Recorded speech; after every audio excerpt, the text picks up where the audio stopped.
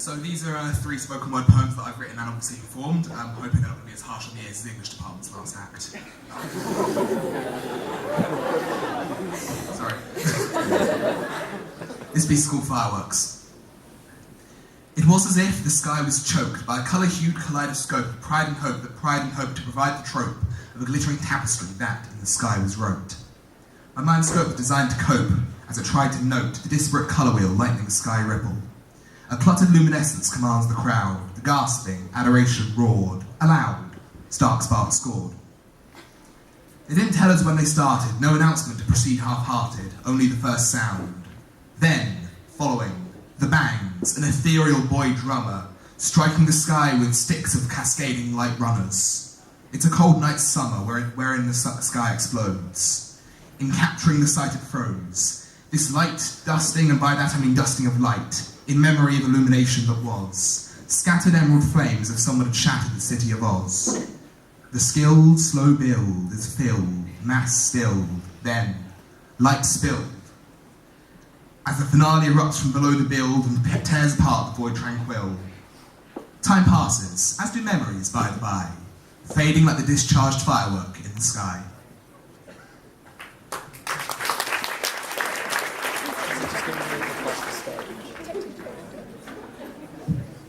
Bit of maneuvering there. This piece is called Can't Sleep.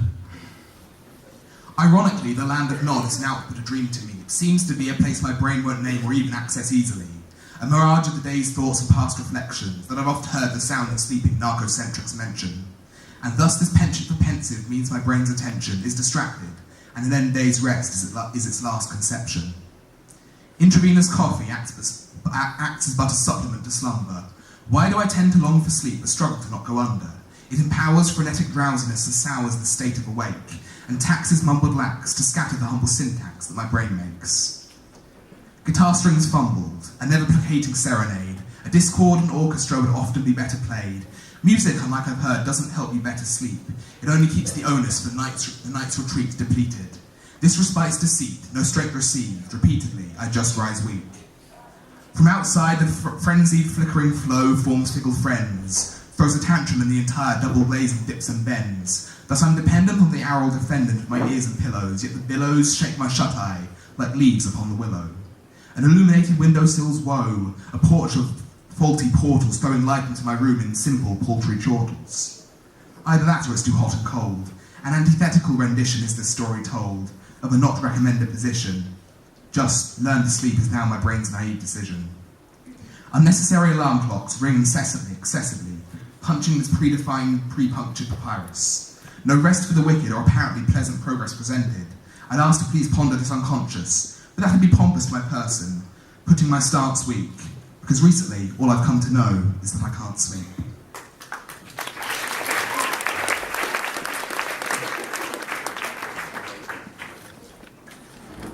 This piece is called Outlier. What are we? A rogue thought, a person subliminal. Where are we? Moving through, places invisible. What are we? Again, we're still inimitable. Where are we?